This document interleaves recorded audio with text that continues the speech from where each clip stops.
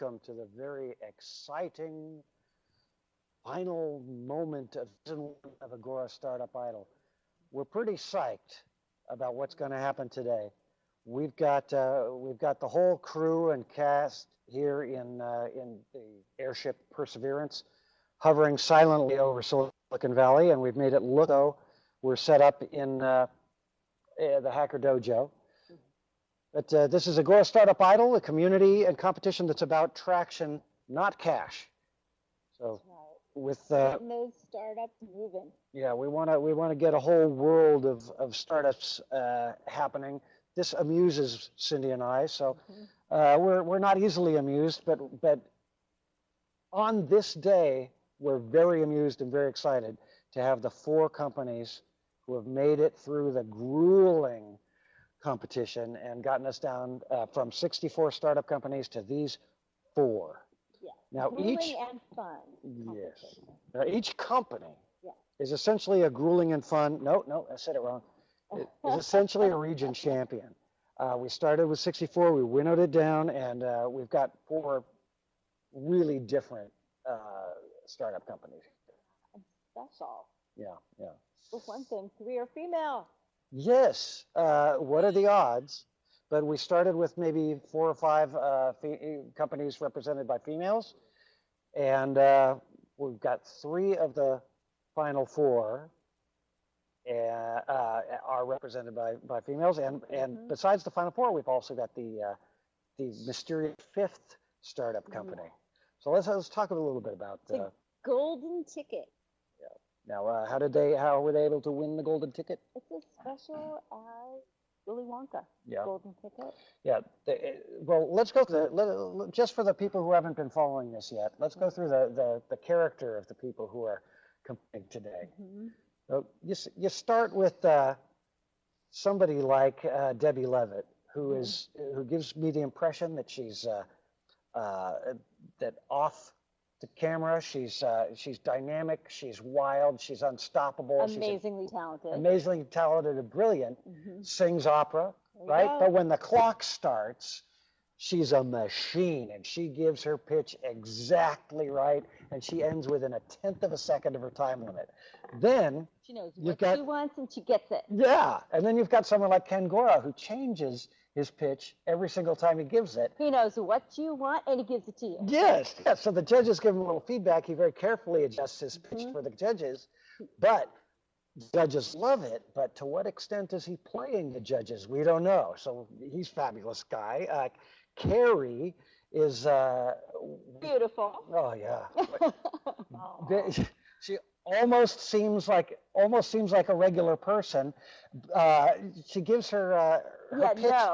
Her pitch can be a little confusing to the novice. You can hear it and say, well, how exactly is she curing cancer with those little square codes? Beyond belief. And then, but once you catch on to what she's doing, it's incredible. And the judges have not been able to get over how successful she is already. So she's a real contender. And helping nonprofits, all sorts of things. Yeah. It's just... And then we've got my tab. We've got Hetty, who's a nimble pitcher. She's, we have an expression: we want a pitcher, not a belly itcher. This is from baseball in America. Not cricket. So she is definitely not a belly itcher. She changes her speech, I think, as she's doing it. She responds to what the judges say in real time. She's an artist of the pitch, and her product is interesting and different. And maybe, is it the most exciting? We can't really say. I think she's relaxed yet intense. Relaxed yet intense. So we've got a really exciting field. And to top it all off, we've got Alberto and Oscar Alvarez, who won the golden ticket on behalf of GoGetIt.com. Speaking of going and getting it. Yes. They brought in, I can't tell you what the number is, but they got more signatures than anybody else. More people to come to the Agora Startup Idol website than anyone. And before they had done that, even before they knew that they had won the golden ticket, they decided to book a trip up here and visit us in person from freaking Panama City, which is in Panama. And they're coming to the party tonight and then flying home. So these boys know how to party. Okay. A quick introduction of the judges. Okay. Tom, can you just say a couple of words about yourself? Yeah, happy to. Thanks, George. Tom Slykaus, have a consultancy called Startup Advisors, and I was present for the first round of judging for all 64 of the original candidates. I've been gone for 2.5 weeks, and I'm really excited to see how their pitches have evolved. Fantastic. We hope glad you're back. I hope you're rested up, ready to rock. Aksar, good to have you back. Tell us about yourself again. I'll have to unmute though. Aksar doesn't really speak English that well, so we're going to have someone sign language in. And in the meanwhile, you better dance with me tonight, dude. And Bill Reichert, please talk to us a little bit about yourself. Okay. Can you hear me now? We can hear Bill. Can you hear me We now? can hear you. Yes. No, what? Define now. Yes, with a little bit of a lag. So great. So hi everybody. My name is Bill Reichert, and I'm a managing director here at Garage Technology Ventures in beautiful Silicon Valley. We are a seed stage, early stage venture fund. This is my first Startup Idol judging experience, so I'm very much looking forward to participating. Very cool. Thanks for joining us, Bill. And Mark Dangard, an old favorite of ours. Talk to us, man. All right. Hello, everybody. I am online services strategist for Sony Corporation. I also run an angel club for a couple of years. I've been an advisor to many startups for the past many years before I joined Sony, including starting an organization called Entrepreneur Commons, which was peer support for entrepreneurs with several chapters around the world. And I'm very happy to be here again. Thank you. Thank you. Great. Aksar, do we have you? Yeah. My name is Aksar. I'm an entrepreneur in Silicon Valley. I have a startup in healthcare, and I help out a few startups in seed and early stage, reach next level, build products, and reach out to investors. This is my maybe third or fourth time in the show, and I'm looking forward to hearing the final features and figuring out who wins. Yeah. And speaking of who wins, this is what they win. It's our big world champion trophy, this very beautiful thing, and it says Startup Idol Season 1 Champion. And you got a runner-up. Oh, that's for the People's Choice Award, isn't it? People's Choice. Yeah, that hasn't been announced. All right. Okay. We'll show the trophy again? We're showing the trophy again. Here it is. It looks like the world's. Na, na, na, na, na, na, na. People's Choice. And Debbie's got her eye on that. She's going. Yes. No, And she's Debbie not. is Debbie is completely in the zone. She's focused. She's feeling good. She's a professional. Debbie, you wanna take a couple of minutes to tell us what you're feeling before you give the pitch, or do you want to dive right into it? I'm just concerned my internet could give out at any moment, so I'd probably prefer to dive in. Okay. Pitch it, baby. Pitch it. And when you're ready, we will hit the button and you will be flying. 2 minutes. Oops, okay. I'm Debbie Levitt, founder of Check-In on. In 2009, I was single and lived alone, and I realized that if I didn't come back on time from a business meeting or an online date, who would know and when? So I had friends text me at certain times, and when I responded with the right code word at the right time, they knew it was really me and that I was okay. Check-In on Me is an automated personal safety system designed for mobile phones. We'll check as often as you want, whenever you want. If we don't get the right response at the right time, we will contact selected and confirmed friends and family. We'll give them everything we know about where you are and what you're doing. Our phone app maps everybody and opens a group chat so your contacted friends can determine who's close by and how to get help if it's needed. Other phone apps are just panic buttons. You have to launch them once the trouble begins, if you can. Our system is proactive. Even if you can't get your phone or respond to our check-in, we can trigger the emergency notification. You can even appear to dismiss our check-in while giving us a distress signal that will also trigger the emergency notification. Check-in on Me makes money through monthly subscriptions and also API licensing. And I just filed my full patent. So the patent is in. I'm in an incubator. We got a little preliminary funding. Everything is going awfully. So Check-in on Me is for anybody whose lifestyle, hobby, or job has them meeting up with strange people in possibly strange places. So think online dating, Craigslist transactions, realtors showing homes, travel workers going into troubled family situations, travelers, women, the elderly or infirm being alone, and stay-at-home parents who may be afraid of every knock on the door. So think about the times when you or someone you love might have been afraid how, when, or who would get help if something suddenly went wrong.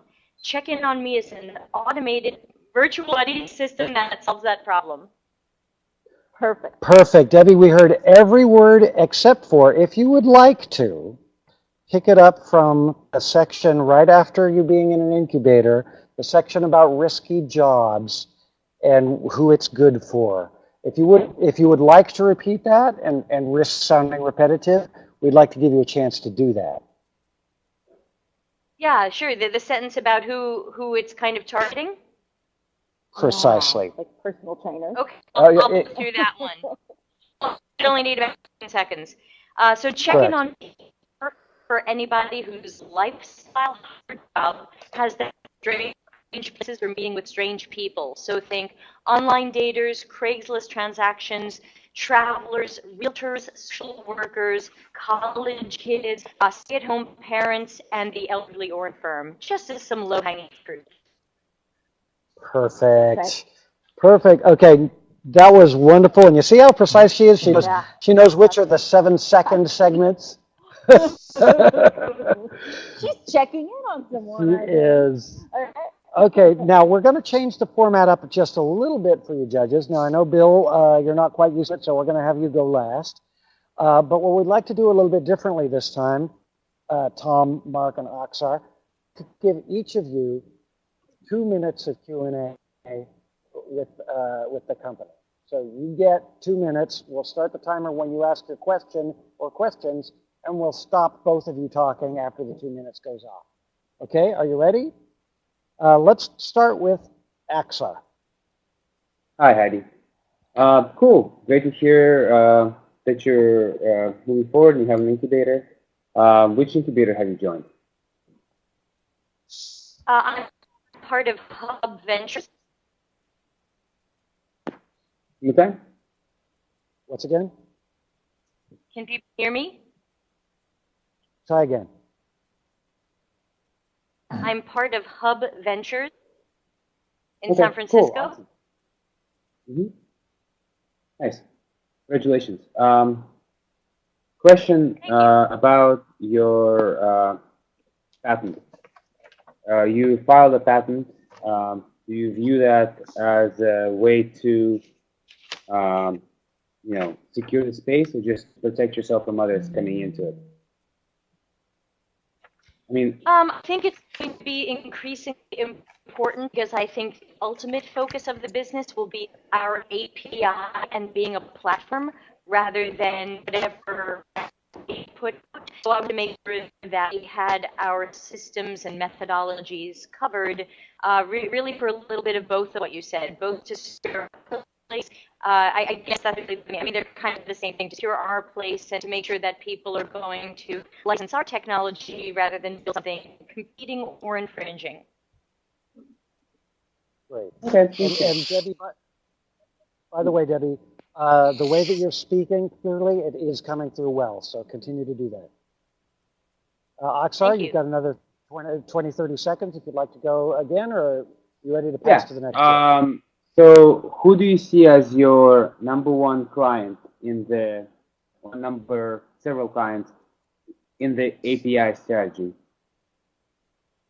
For the API, I think some preliminary low-hanging fruit will be online dating, travel, realties, potentially healthcare. I think there's a lot of really interesting low-hanging fruit that we will be going for in the summer. I expect the API to take another 2 or so months to build out. Aksar, let's leave it at that. Thank you, Debbie. Moving on to Tom Slykow. Thank you. Hi, Debbie. So when I first participated in the first round of judging, my assumption was that the people who were presenting were primarily presenting as if they were presenting to an investor. And there's a certain set of things that I was looking at then that the presenters would provide. I sense that that's not what this presentation was. This presentation, I think, was targeted more at the value proposition of what it is you're trying to accomplish, potentially to end users and partners. Is that a fair statement? That it's not targeted at investors?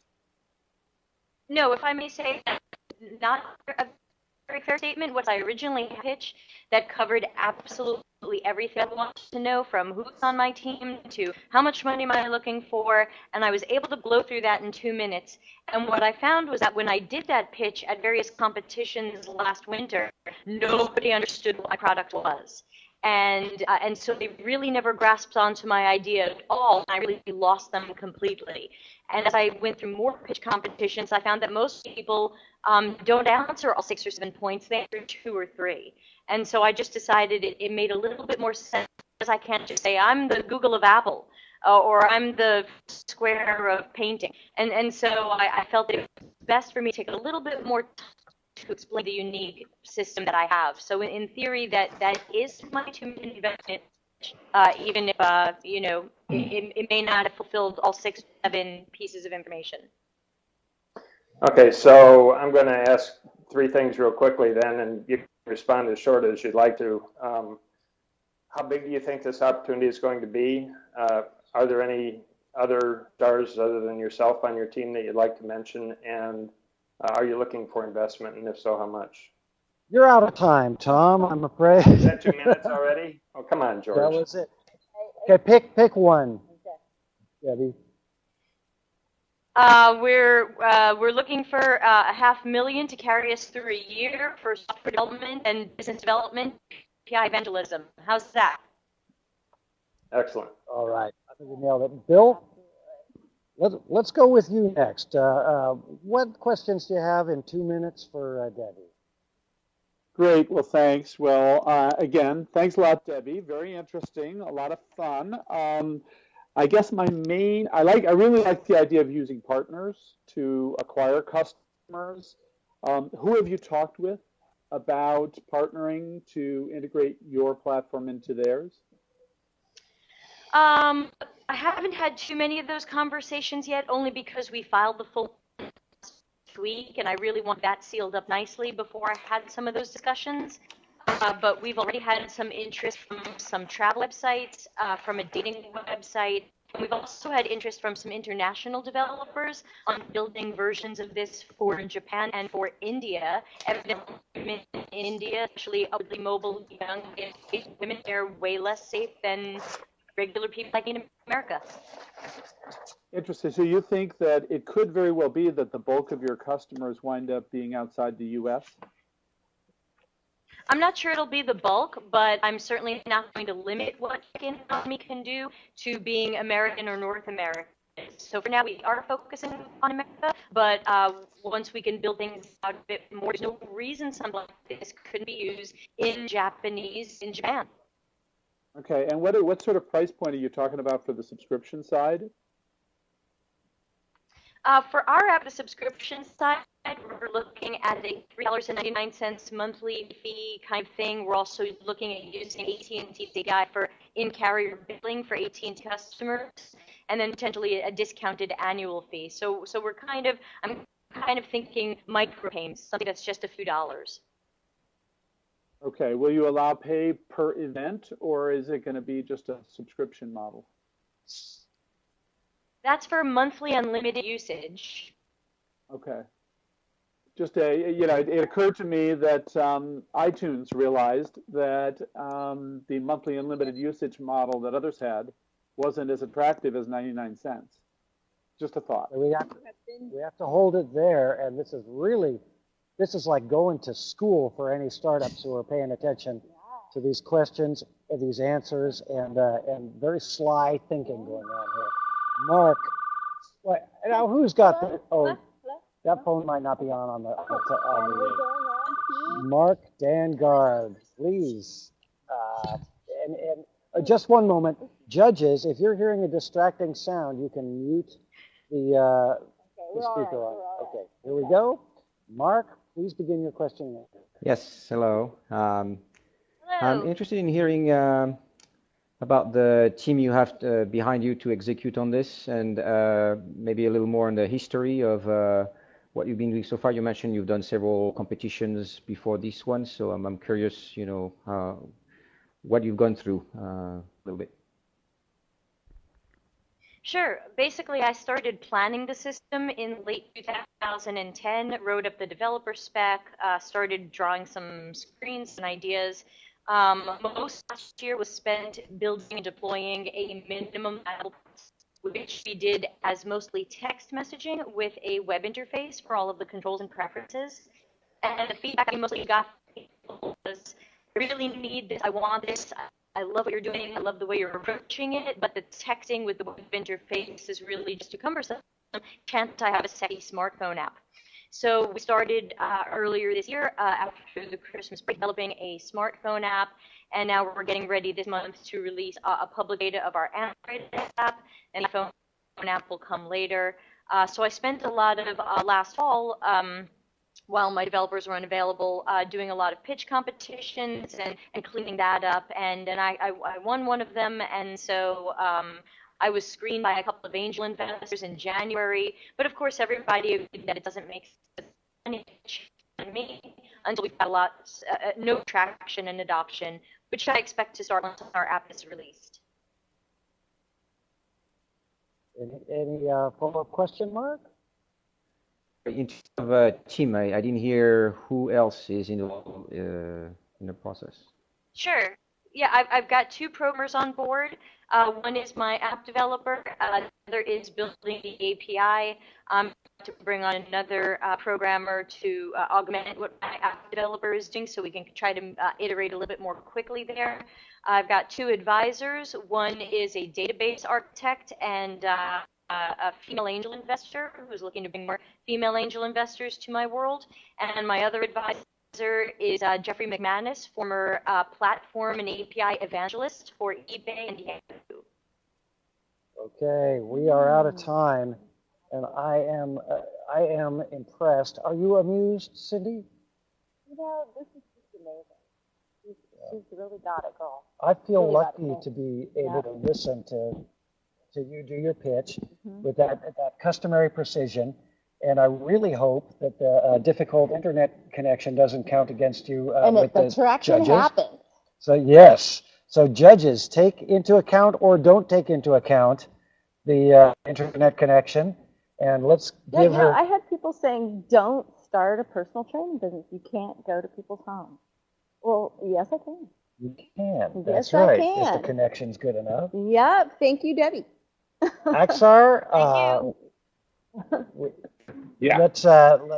Let's take just a second here, a few seconds to give her some feedback and give her a score from 0 to 5. All right. Yeah. Definitely want to hear more about the partnership opportunities and what those partners actually think of this service. I think that although there are a lot of companies who could build this out, although they might not have been other ones that you found so far, I think that forming partnerships with existing dating social networks will probably be the best way to attract a large amount of user base, as well as keep the competition at bay. Give it a 4.2.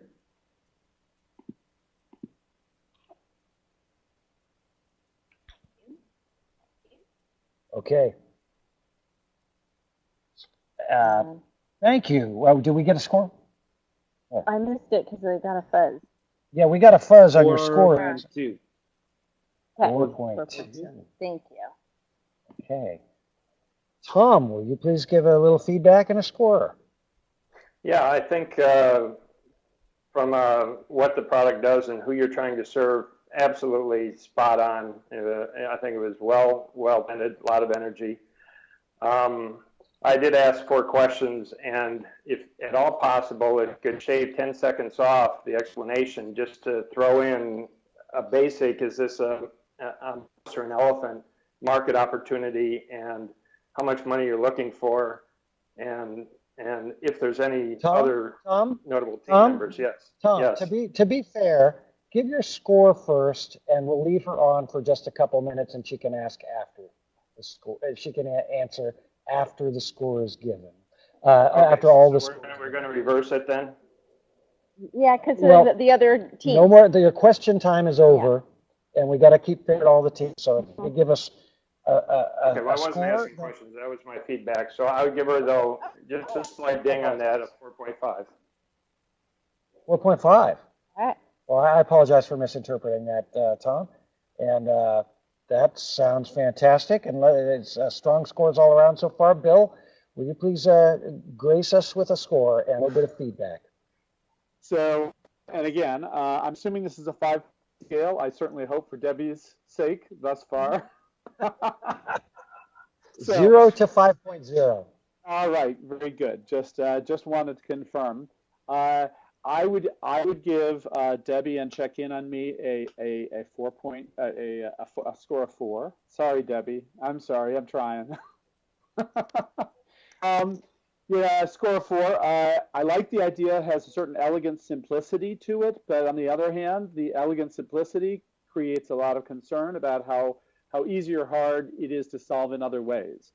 And so it doesn't feel like something that could that big, but it could be certainly, it could certainly pay off for angel investors to do something like this.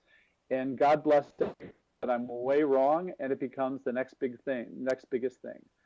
I'm sorry, is that the fish you just caught, or is that, what is it? Killing it. Wait, Debbie, after, yeah, we're going to have to talk about this after at the party. We're going to have a wrap-up. But actually, we're going to have judgment of the judges. by if you come out at the party, we'll have the contestants judge the judges. Mark Dang. Sounds like the next round.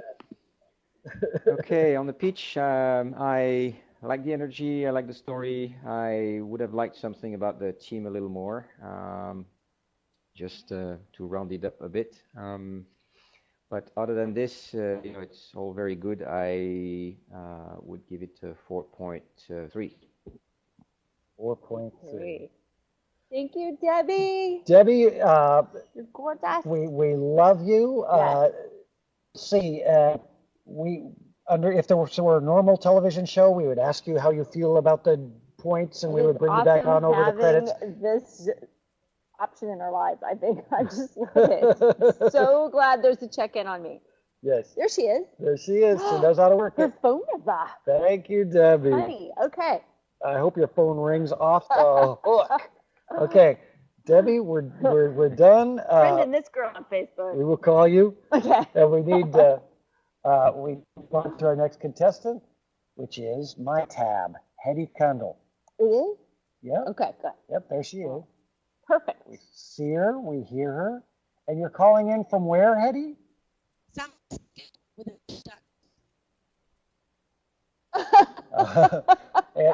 And we're going to take just a moment to see if you're coming to the party. Of course. Good. Okay, you're a little bit, but I think we can hear you uninterrupted. So. Have you got me okay now? Is that better? Yes, go ahead and count to 10, will you please? 1, 2, 3, 4, 5, 6, 7. Excellent. You know, you got the value of 10 by the time you had gotten to 4. You had us. Yes. So, judges, if you could give your score, please. No. Out of 5, 6 out of 5. So, Hetty, just to let you know, we are hearing every word. The fidelity isn't fantastic, but we are hearing you, and I think you'll be able to give a safe, smooth, uninterrupted pitch. So, if you are ready to dive into that, or if you'd like to say a couple of words about how you feel about the competition so far, how you're feeling right now, you can go ahead and take the opportunity and tell us where your head's at. Oh, no, really excited. I think the whole thing is absolutely fantastic. It's really good fine-tuning your pitch, but it's also a really, really fun environment. So, yeah, I'm absolutely ecstatic. Everything's going really well. We're getting a lot of feedback coming through from people who are using MyTab because they heard about it through the Agora Startup Idol, and we're just rocking it. Very, very happy people. Traffic is scaling to a stupid level at the moment. Oh, wow. Fantastic. Good Great. stupid Well, low. Stupid high, not stupid low.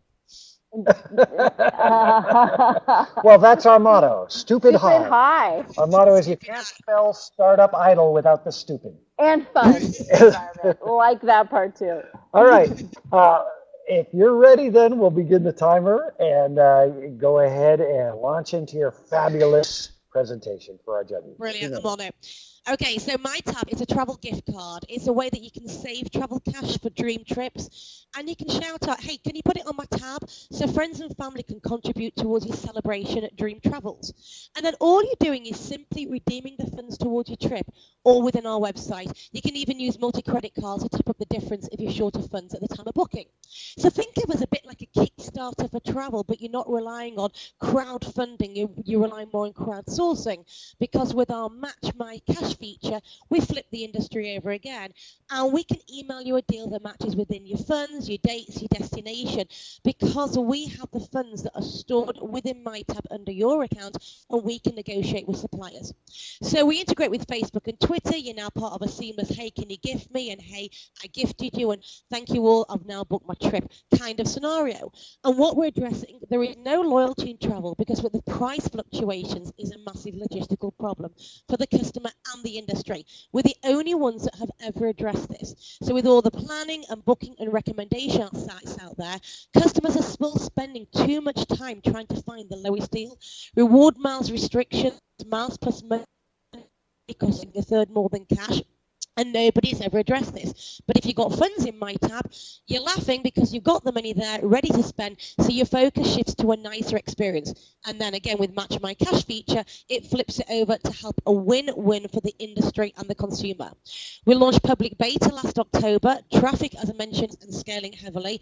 Amazing media coverage. Our business model is really unique. Affiliate travel revenues, selling customized statistics to the industry, and Match My Cash commissions before we even start working on the mobile app. Our team, 2 full-time, 4 part-time, 4 advisors, including Ken Swanton, a serious travel veteran, Tom Fremsky, Silicon Valley Watcher, Alvin Wang, which Bill, I think you know from Seafares, and our slogan is, now you can bank on travel. Am I done, or do I? You nailed it. Banking on I travel. nailed it down to the quarter of a second. No, you went a couple of quarter seconds long. Wow. But it fits your style. You gave a real. It was a heady. Yeah. It was a heady pitch right there. If I could do the commentary, I thought where you changed things about flipping the industry again. She cashed it in on travel. Well, that was actually because I had a really good interview with one of the biggest travel trade magazines yesterday, and she kept saying to me, what you're doing is you are flipping the industry over. And she kept saying the word again. So subconsciously, I keep saying that now, flipping and flipping. It's perfect. You're very nimble. You're a nimble pitcher. Okay. Who should we go give a first go to? Mark. Mark? Yes, please. That's ridiculous. Okay, Mark. Mark, you have 2 minutes. Q&A. What's wrong with that? Questions and answers, Mark. So I have a question regarding the user experience. I go to the website, I sign up. Do I specify a budget ahead of time, or do I build a trip and figure out how much it costs so that I can tell my friends, I need, $10,000 to go spend vacation somewhere, or how does that work? Okay, so the user experience can work in twofold. You're either going to be gifting somebody, or you're going to be asking for gifting. If you are going to be asking for gifting, you can route through a very simple our UI. You can create a trip. You can also set an auto calculator, so you can work out how much the trip will cost. Then you know how much maybe you want to save and or have gifted to you. Then you go to your profile settings, can promote which you want to have public or private, and then can post out on Facebook and Twitter, optional, And you can also, if you want to keep it private, promote it out to your family and friends through email. And then you're pretty much on your way. You then can flip over, again, the word flipping, to set up reminders for yourself and include Facebook friends. We're the only ones that do that, so you're sharing the responsibility. Maybe you want to set reminders to save travel cash weekly or monthly. Maybe you want to send a reminder to re-invite more people to gift as and when you can run through.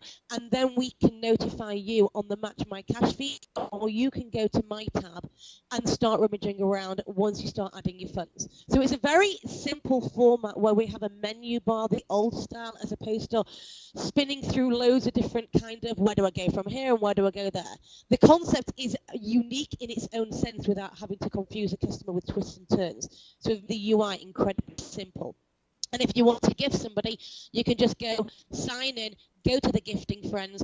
You can gift by vanity username, mytab.co/mark.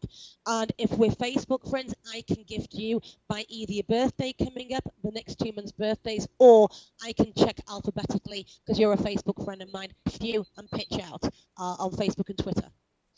All done with Mark's questions. Good answers, good questions. All right, let's go on to Bill. Bill, 2 minutes of Q&A with Hetty. Okay, can you hear me, Hetty? Hi, Hetty, how you doing? Very okay, Good. How are you? I'm doing great, very good. So congratulations on making it this far. Excellent work, excellent work. So the question, so who is your ideal customer? Could you characterize the demographic of this, of who's going to be using this? Yeah, it's the people that are socially acceptable to asking, whether it's a honeymoon, a wedding gift registry, whether it's students doing study abroad, hey, my birthday's coming up, or from the savings side, it could be a family reunion or a girls and guys getaway, maybe bachelorette parties. So we're targeting groups of people because it really helps on crowdsourcing. My birthday's coming up, and I asked your friends, can you gift? So 10 people gifted me for my birthday. A wedding will then be crowdsourcing between 150 and 200 people. That's our target audience. Demographics between 21 and 40-year-olds that we are now seeing on the website regularly. Okay, and then can you piggyback on any third parties, a la what Debbie is doing with aggregators for what's your thinking in terms of getting all these customers? Well, we've been doing it a lot through viral, a lot through PR, but also we're now going to be working with different affiliate partners. Match My Cash will then obviously bring in different suppliers that we're working with direct, air mile companies, reward mile companies that we're working with as well. We also have vertical landing pages, mytab.co/wedding/celebrate/educate, working with study abroad programs, universities and students. So that is really heavily expanding out. This bringing us those thousands of people at a time now. Okay. And then are you piggybacking on a credit card payment system, or how do people redeem their cash? The cash stays in the account. It's like a store card. If they took the cash out, that's through PayPal, you lose a value system. So how we can then monetize is through that money. It goes through PayPal, and the money is instant over to my tab. I'm going to gift you $50. You'll receive instantly $50 and a notification from my tab. That's how we're running the system. The booking side is really unique, so I can maybe explain that if I had a bit more time. But again, it's running through my tab's corporate through PayPal. And it's Tom's turn. All righty. Let's hear from you, Tom. Hi, Hetty. Great pitch. Thank you. You mentioned it helps accommodate or compensate for variability in pricing for travel. Could you elaborate on that? Yeah, so basically with so many price fluctuations, think about an example. I wanted to go to the World Cup 2 years ago. Prices were going through the roof to South Africa. I decided not to go. A month beforehand, the prices plummeted. I was now disillusioned. It's going to happen with the World Cup. It's going to happen with the Olympics. But if we can get long lead bookings coming through for Brazil, we can get in touch with the national airlines and set up long lead deals. We have customers that a year in advance have maybe $900, $1,000 ready to spend to go to Rio, we can then negotiate with airlines. The airlines are getting the revenue up front. They know why the customer's going down, so they get the socioeconomics, demographics, everything that's related to the customer.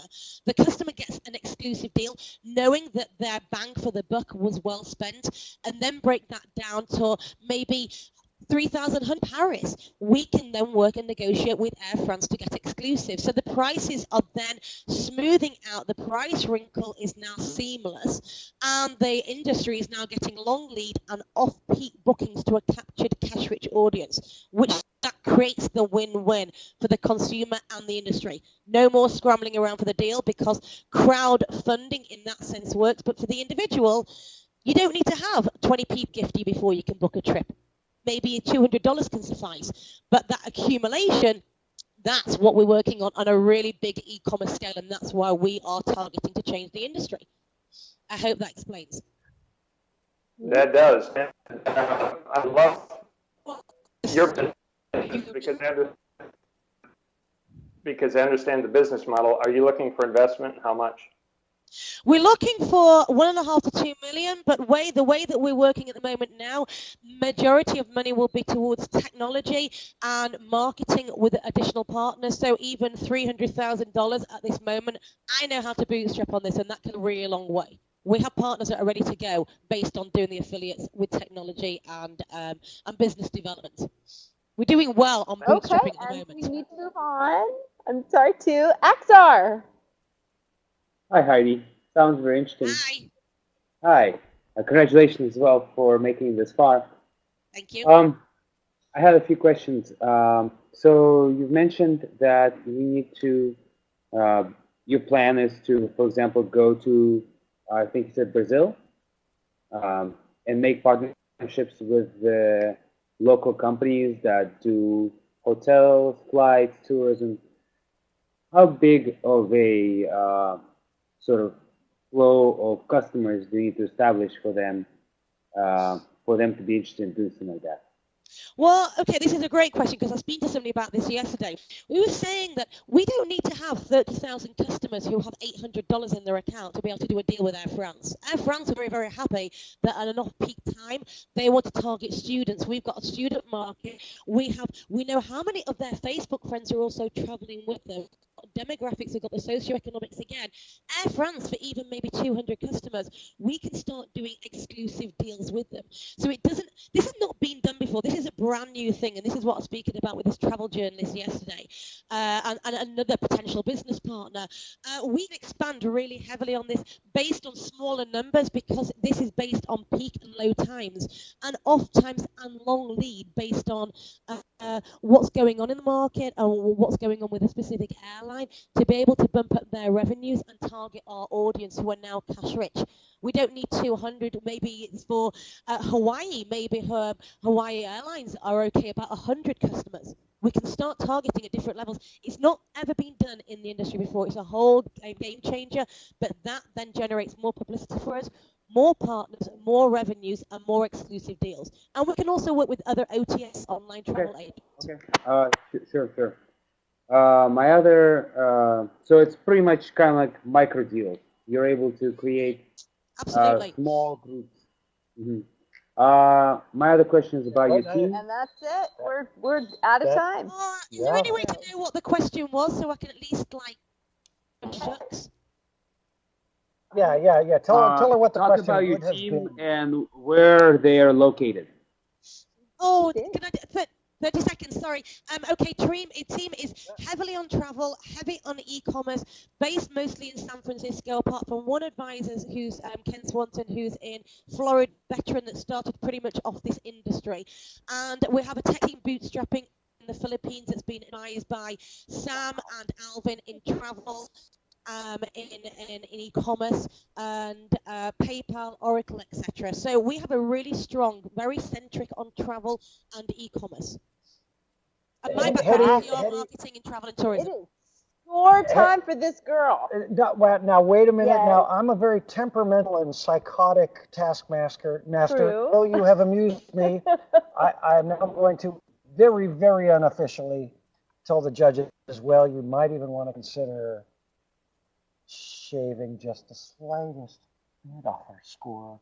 We haven't got over. Oh, I'm getting I'm getting booed for saying no. So saying no. boo. Well, perhaps I will let my subjects look over. pretty with that girl. Oh yes. And on the other side, I want to. I've even got the MyTab T-shirt on as well. On you MyTab. Oh, that's a cheap. It.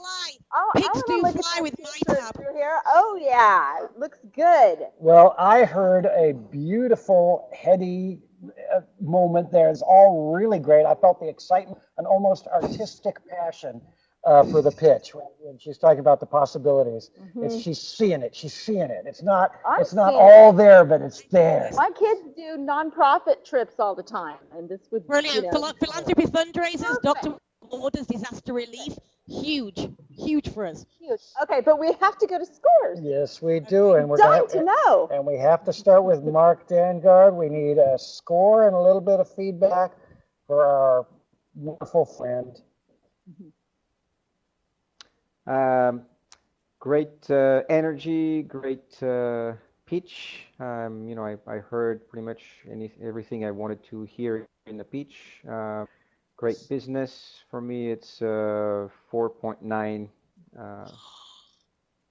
Thank you. Yeah. Very well. You burned my pen. And Bill, they're not hearing the telephone ringing. They're not. Oh, okay. I hope. Bill, let's hear a score from you and a little bit of feedback, please. Wow. Yeah. So this is an interesting process. I just got to say, you guys are so nice, and that makes me such a hard ass, I guess. I don't know, but so having said that, I'm going to give Hetty a 4.5. A 4.5. I mean, I like the potential for significant economic scale here.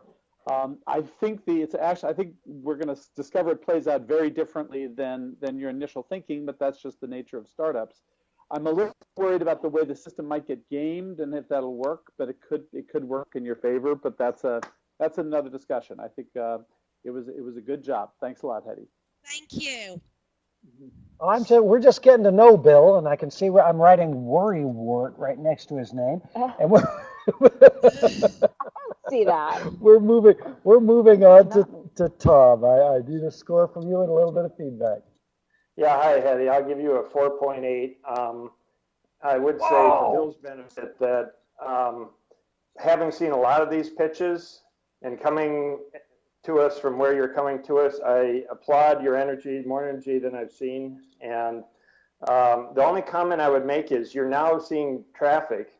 And it would be interesting to bring in a little bit more about, for example, the story you made about how it caters to people who are getting married and that kind of travel and so forth. Make it more of a, this is what we're actually seeing kind of a thing. Now that you're seeing stuff, it's not all future. Now you're actually getting some traction. What are you learning from that? Okay, brilliant. Thank you. Wonderful. And finally, Aksar.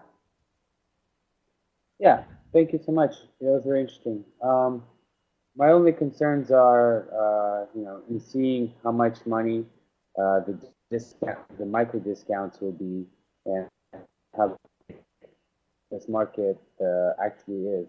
My other concern is obviously the team being in Philippines.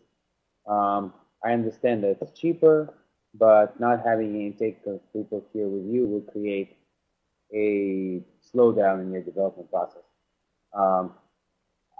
That being said, I give it a 4.0. A 4. Whoa, 4 point what, Aksar? 4.0. 4.0. 4.0. Okay. All right. Thank you. That's a great set of scores. Thank you. And I want to show this one more time. See, with my we're seeing your face on it. Where's the other ball. One's really nice too, the People's Choice. Okay. You can see that on my dressing. So thank you, Hetty. We look forward to dealing with you, and sure, this is a community And not just a contest, it's a community of people who are helping each other to startups going. And as we progress, people like Hetty are going to be available, I hope, on our forums to nurture along other startup companies. And so if you're thinking about, if you've got a startup, then pay attention to the agorastartupidol.com website. In the future, there's going to be some fine, fun things happen on there, real educational and real money makers for a lot of folks. Yeah. Sure. Oh boy. Okay. Well, Hetty, thank you. And this gives us a chance. Okay. And now we're moving on to Ken, our wild man. The force is with us. Ken, the man who will make the sale no matter what it takes. I am dying to hear. How are you feeling, Ken? What's going on in your head right now?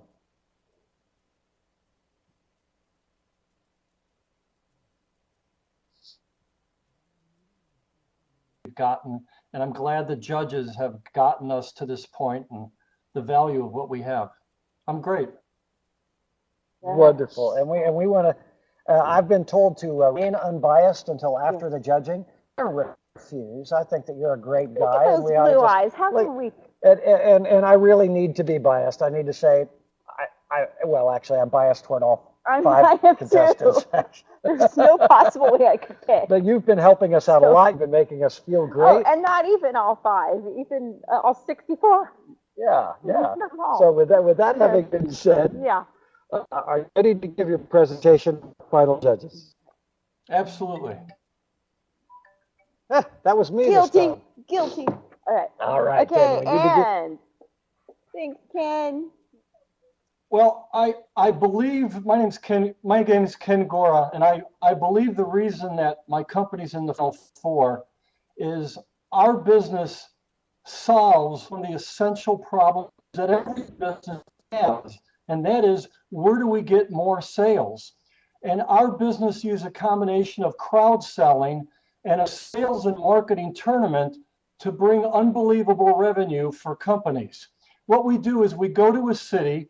I get hundreds of sales and marketing resumes. We find the 16 best sales contestants, and in American Idol of Sales tournament, they deliver sales revenue by sponsoring companies that pay us a fee. We've done this in Los Angeles, we've done it in San Diego, we've done it in Phoenix, and now we've figured out how to do it online. So the virtual market is literally, we can launch 10, 15 sales and marketing contests around the United States or the world where hundreds of companies are getting sales revenue and many hundreds of people are getting job offers and making money. We made one company $600,000. We've done this with apps. We've done it with tangible products. We've done it with services and solutions. The other part that has just happened is the city of San Diego is so excited about how we're stimulating the economy that they want to air this as a TV program, 8 episodes, 8 one-hour episodes, where we feature startup companies, we feature sales and marketing contestants. Companies win, contestants and cities and communities win. The scalability, I think one of the VC judges in the last round said it best. Ken, you're dreaming too small. This is $100 million, maybe a $500 million business. And I'm listening to him.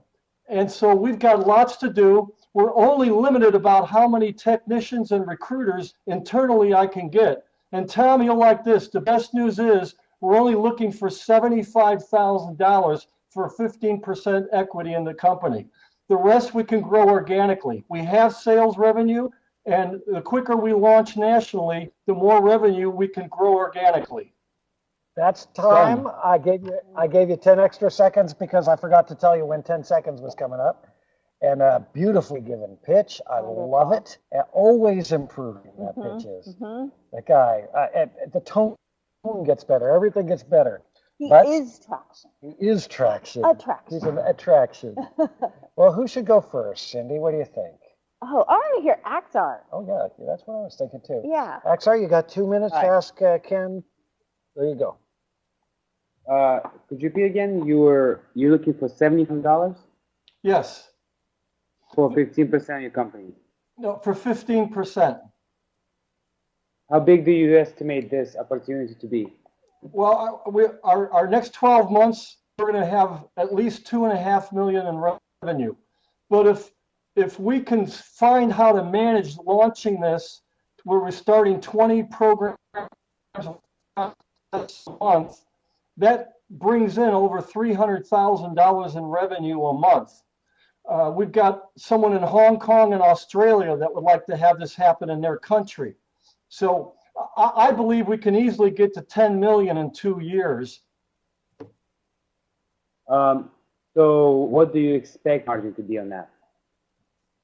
The profit margins run at about 30%.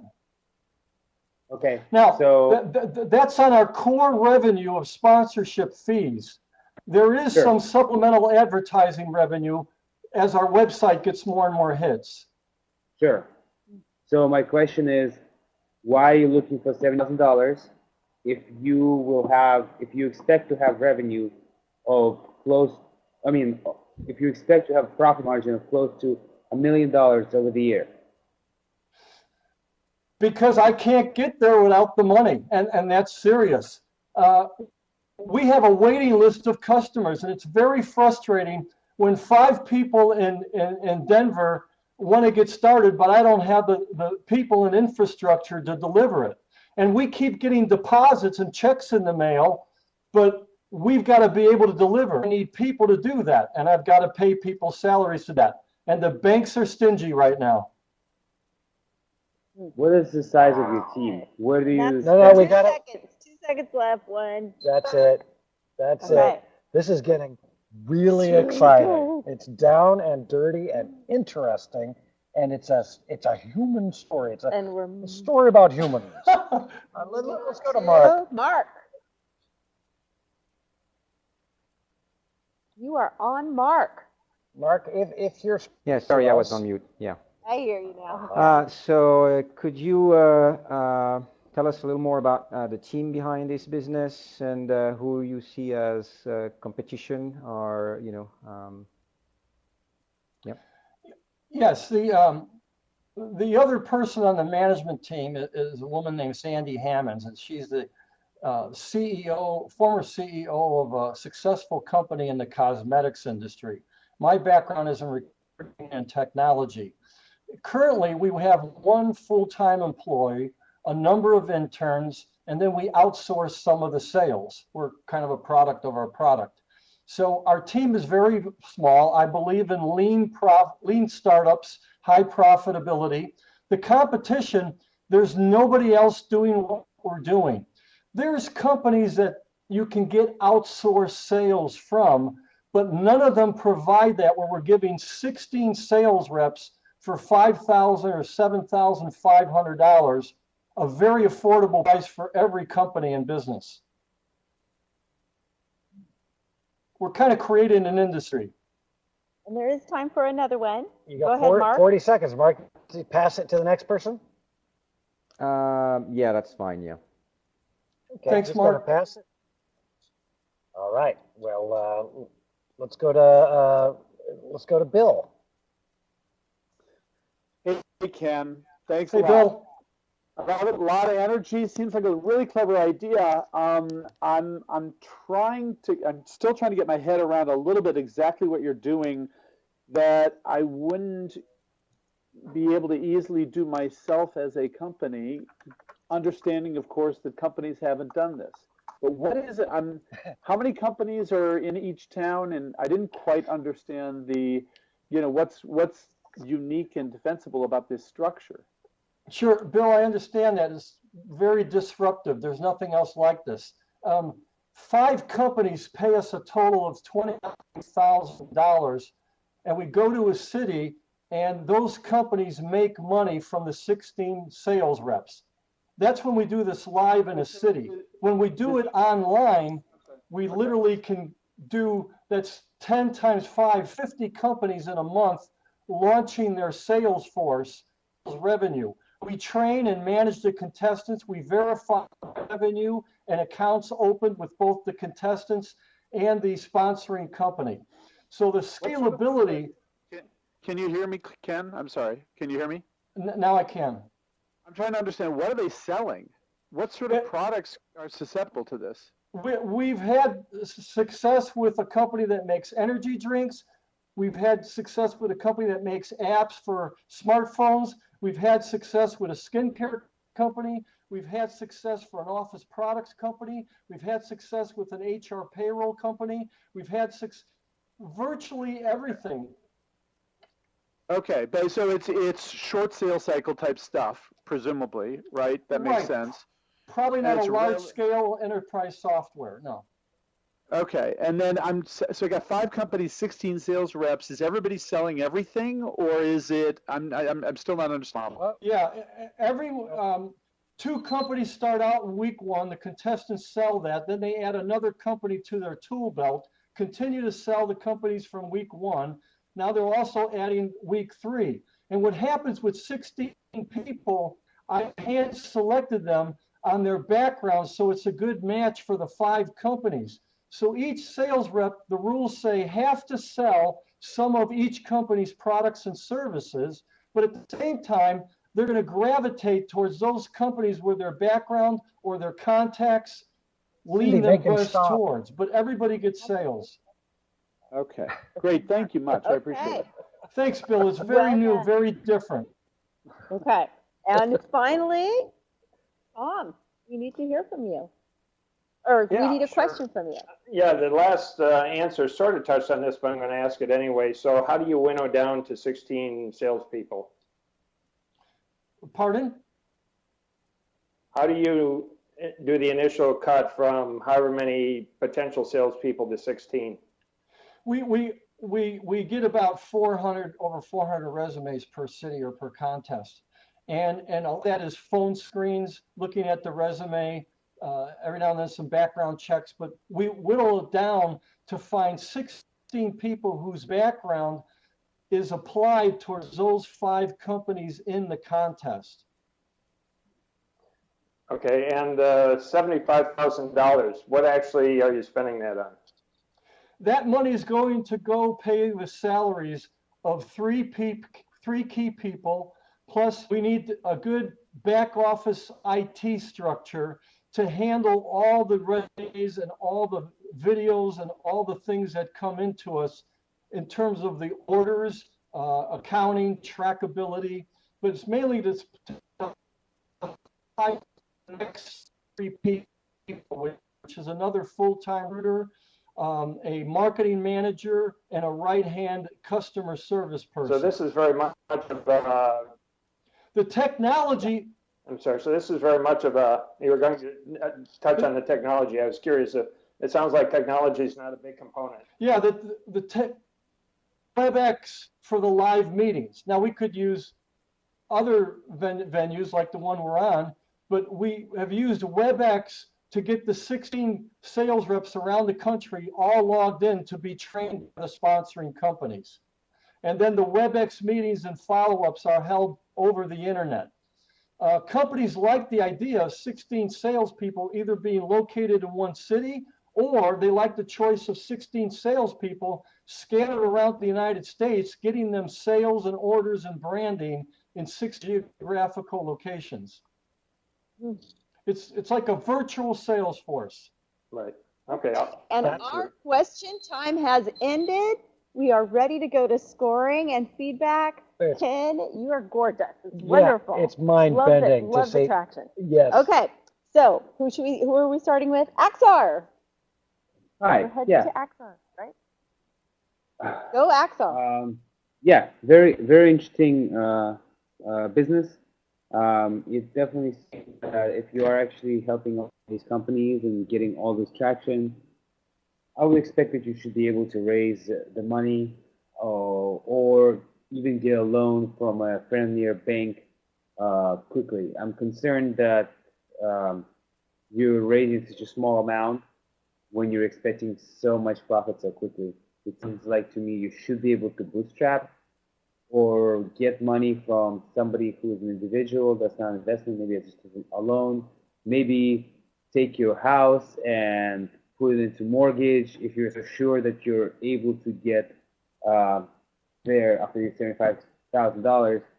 And my other concern is obviously scaling. You have to handpick these individual salespeople. You have to do this work for each individual company, so you quickly cap out at this ability. That being said, it sounds like you have traction. It sounds like you have sales. So I give you a 4.2. 4.2. Thank you. 4.2. So it's very, very interesting. You know, I wanted to say even before the judging started that this really is like art, in that you're playing the expected against the unexpected. That you've got a few elements that it says, well, that's not new. Everybody does that, and a few elements suddenly, and then as soon as you do something that's new, peekaboo.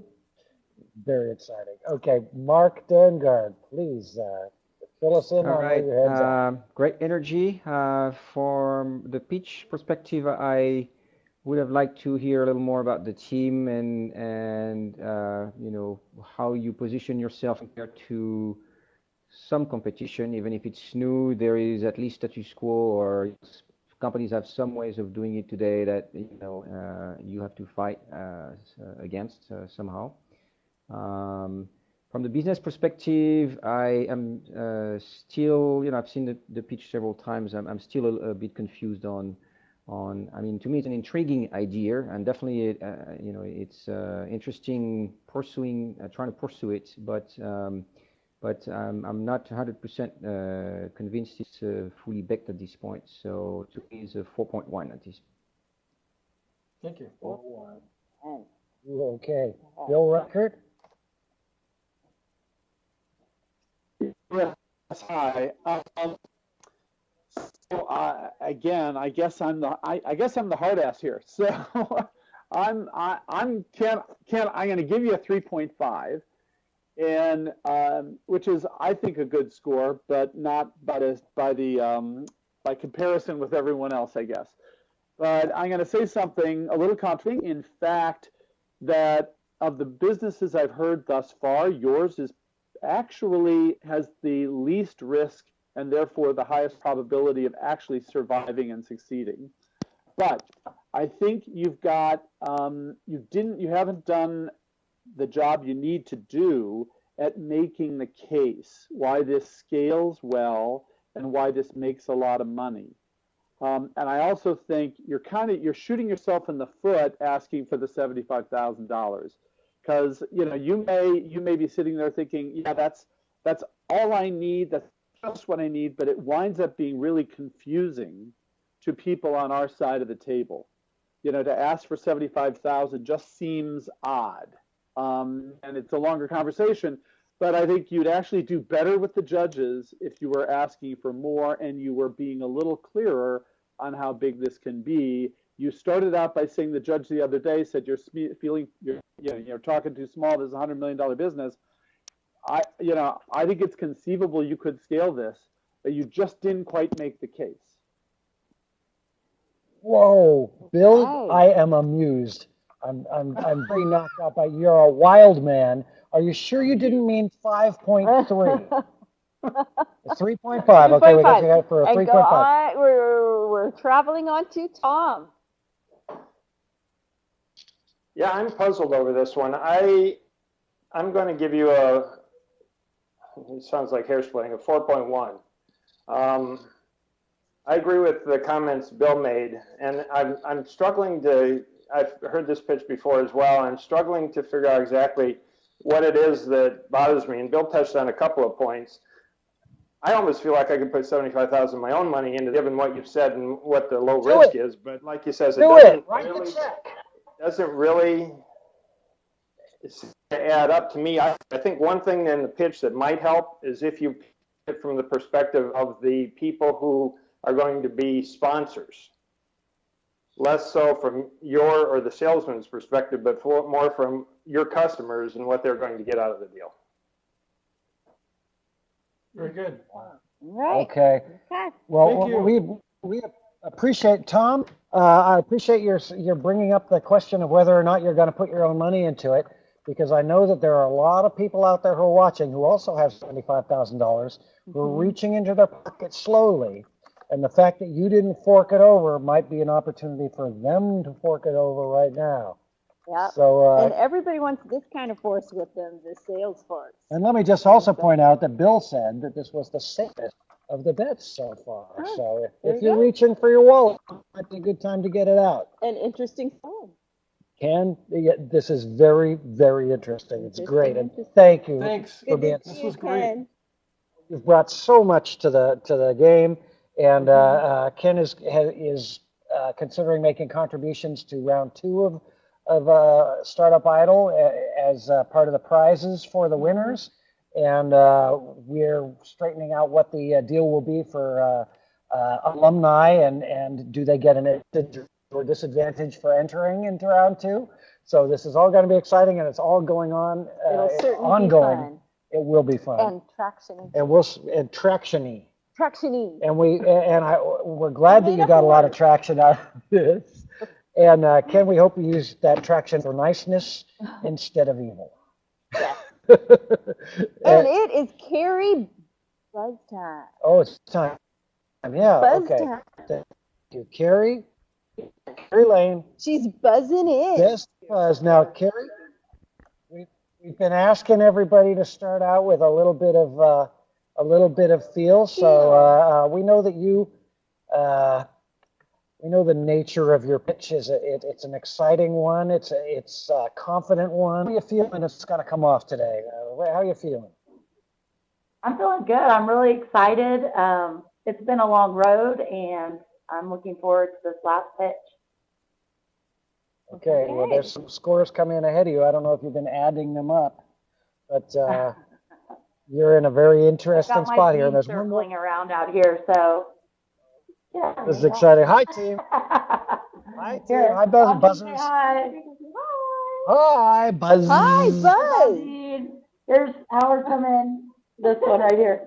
You see the beard? Hey. Whoa, that is some great. Gingy's rule. Oh, yeah. That's what next month I'm going to have a beard like that. Okay. Okay. This is Hyven. Okay, well, I got my finger on the green start button. Are you ready? I'm ready. Okay, you start, I'll start. Okay. My name is Carrie Lane. I'm the founder of Best Buzz, and I've been in the interactive advertising and marketing space since '99 and owned several successful startups since 2004.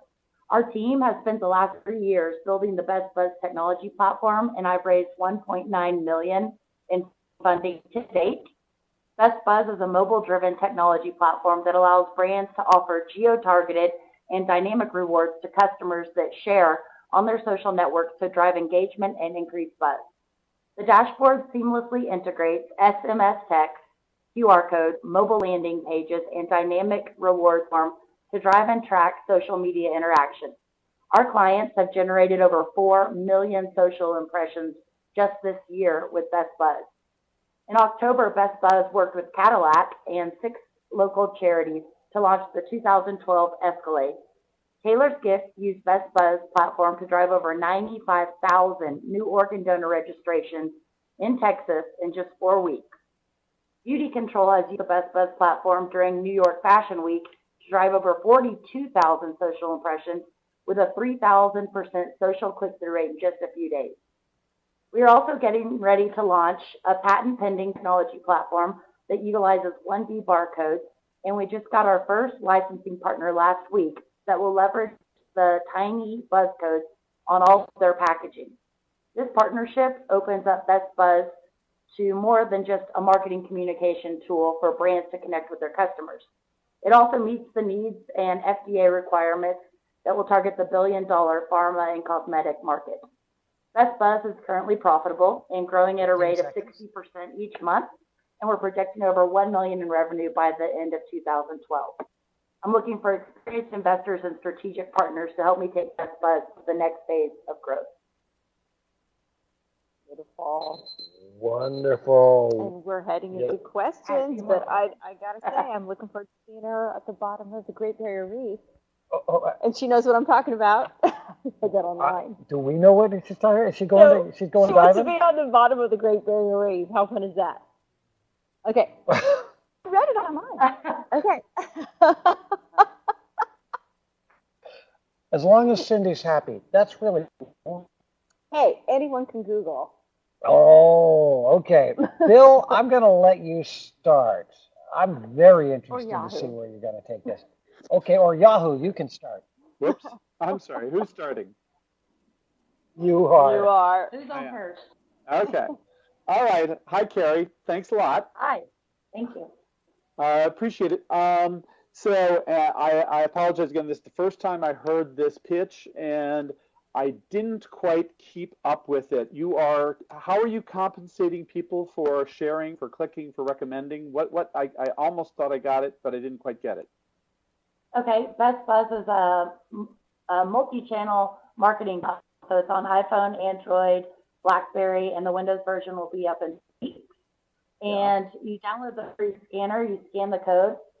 We're socially agnostic, which means it doesn't matter what. The way I interact with it, is I need to scan a code somewhere physically. That's what's going on? You can scan it on location. You can scan it on a Facebook or Twitter page. You can scan it on a print, anywhere. I have one on my wrist. And then I share it. Okay. Okay. And then I share it. Yes. And then I share it. Why do I share it? You share it because you get real time and dynamic. So let's say you're at the Rangers game. They're going to be pure targeted and real time. I'm sorry, pure targeted and what? Geo targeted in real time, dynamic. Okay, right. So I'm at the Rangers game and I don't know what. There's something on my program I scan because the announcer says, scan and share the, Subway special and you'll get a coupon for Subway the next time you're there. Is that what you're saying? No, actually the announcer might say text Rangers to 63566 and it identifies which smartphone the user has and takes them directly to the store where they can download the free scanner. The codes could be on their program, they could be on their seat, they could be on a limited edition souvenir box, but because they can preload the database with any specials, you won't ever see the same one. If you're somewhere else, you could get a different reward. They could put in their sponsors. They can do the timing. They could say limited edition, we only have 100 free baseball hats, buzz in for people, and then switch it. There's a lot of flexibility. We're a mobile marketing channel for the brand and for events, and it's really up to them to come up with the promotions. Okay. I think I get it now. Am I out of time or? Yes, you're out of time. Thank you for asking that question, and thank you for the answer. This is very enlightening all around. Cindy, take a shot here. What do you like? Well, y'all are good. Yeah, let's go to Mark. All right, Mark. Questions, okay, please, Mark. Unmute first. Yeah, there you go. So actually, just to continue on Bill's question, if you could keep walking us through the process of, can I, for example, scan the code with some other apps than yours if I already have a QR code reader and follow up on the yes, if you already have a QR code reader, you can. It's a little bit of a different experience, but we also have built a mobile builder, so brands can easily drag and drop, if you can see that, right into the mobile app builder. So they have a mobile experience. They can like on Facebook, watch video, do other things, but then within the share with friends via Facebook, Twitter right now. Okay, and so you mentioned rewards, so the rewards or discounts or things like this, is that what it is? Or participation in You can set up a reward however you want to as a brand. Your goal is to drive custom to pick that package, and it could be maybe your first, second, or third time coming into that place, and the reward into each time. If it's about getting people there early, then you might want to do, like I said, the first 100 people that buzz in get a limited edition Rangers memorabilia. We've had places use it for events, the Depot Arts Festival, Celebrate Uptown, where they gave away free VIP tickets pre-event, and then on their mobile, literally they can type in and change the message, and it changes that QR code experience everywhere that it is played, so that it's always relevant. Just a question then? What's the long-term life of a customer? You go to an event, you get discounts. I mean, do you ever come back? I mean, our experience, since you have seen it, what happens to the customer after the brand got, the phone number or whatever information they got from me when I sent the stuff? Answer briefly. Yeah, because your time's out, so answer real brief. Okay, what happens to the customer? Yeah, After the events, they go on their merry way, and there's also an Explore tab on the app where they can find other places to buzz in based on geolocation. All right, and we are going on to Tom now. Hello, Tom. Hi, thanks, Carrie. Following up on that last question, when you sell, do you sell to an account, a service, or do you sell to a campaign that an account is running? And what's your sort of target average sales price for a sale? Okay. We've been working a lot with agencies and brands because they already have these promotions and different marketing efforts kind of lined up, and they can add Best Buzz as a layer.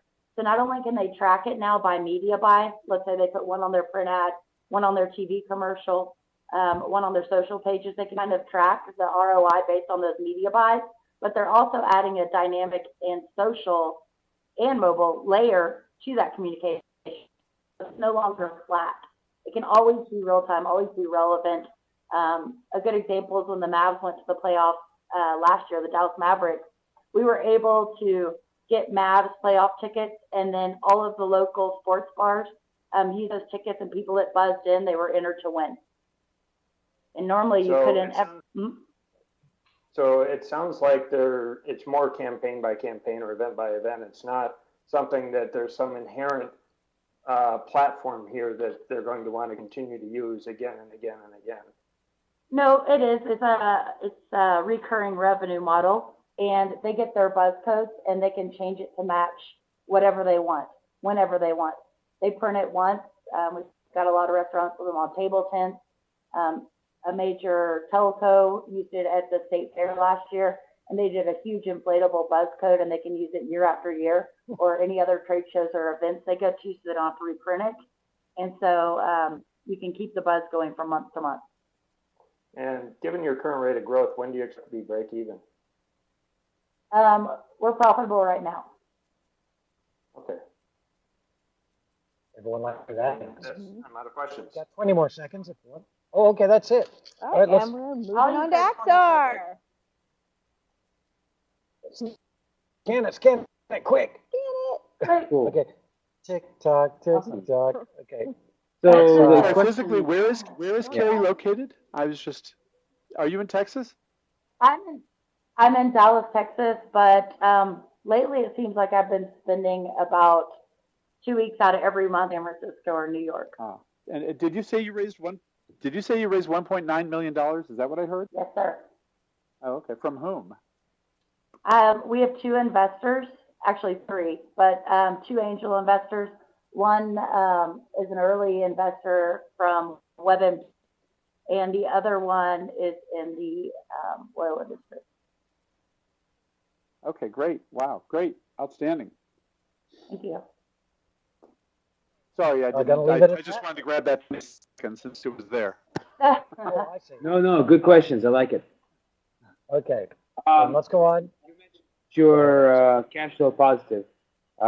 What is your revenue like right now? Right now we're doing about $45,000 a month in sales, and that's growing at a rate between 50 and 60 every month. We've spent like the last 3 years building the technology, and so it's all built. It's really one of the only multiple platform scanners that's available, and of course with the Windows exception, but that'll be launched in 2 weeks. So now we have another revenue opportunity for licensing partners. A major convenience store will be using our SDK in their own app. Wait, so $45,000 revenue. What's your profit margin in that? What's our what? Profit margin on that 45,000. It's all pretty much profit. Okay. We've built the platform, and there isn't a lot of cost associated with a new sale now. We're raising $1 million, so that will be used to get someone that knows the pharmaceutical space well and can get into those markets for us, as well as biz dev and marketing and PR. We haven't done really any marketing yet. How fast do you estimate that you'll be able to ramp up to, I don't know, $1 million, maybe $500,000 a month? How quick? Yeah. By the end of the year. What has prevented you from doing this before? What has prevented me from doing this? From reaching that, your technology has been built and you're making $45,000 a month. What has prevented you from ramping up to, the scale? We have a small team, and honestly, everything has been word of mouth. We don't have a sales team or anything yet. It's come through from recommendations or clients or people that have seen people buzzing in on their friends' walls on Facebook and Twitter. Okay, right, we're thank you. out of time now. Yep, we're out of time. So Carrie, then this has been a good Carrie pitch too. Yeah. Because once again, it points out that you don't know who your judges are going to be. You don't know how susceptible they're going to be to the lingo. You don't know to what extent they're going to need things spelled out. I want to hear from them. Sorry, I'm doing a new thing. I'm putting my little before they give their scores. I'm doing it. I can't wait. I bumped everybody else. I'm going to bump her too. Don't make me wait. Don't make me wait. Okay, baby. Okay. But I just want to say that one of the things about Carrie is it may take you a second to get what she's after, but boy, you cannot argue with her numbers. Yeah. But Bill, having said that you can't argue with her numbers, Bill, are you going to argue with her numbers? No, I'm not going to argue with her numbers. And, certainly, absolutely, she gets credit for the traction that she's gotten. And you got to love any startup company that is already profitable. So that's extraordinarily good. That's outstanding. That's an outstanding part of the story. Having said that, I'm going to give Best Buzz a 4.0, which again I think is a really good score. But for some reason that puts me in the Simon Cowell category of being, a hard-ass judge. But give a lot of credit to Best Buzz for the traction they've got. I love the team, really appreciate those cameos that we had at the beginning. That was great, loved it. Particularly big on that beard, that was outstanding. I gotta say, Carrie, with so many things lined up, I think it really hurt you that you delivered a canned pitch. And it was a whether it was memorized or read, I don't know, but it was very flat as a pitch in terms of energy, in terms of clarity. And I think you heard it. I don't know who else has heard the pitch before, but it was really hard to understand because it was canned, because it wasn't conversational. It's really hard to hear exactly the details of what you're doing the way you presented it. So I'm saying God bless, great business, good job on getting the traction. But in terms of the performance today, you got work to do.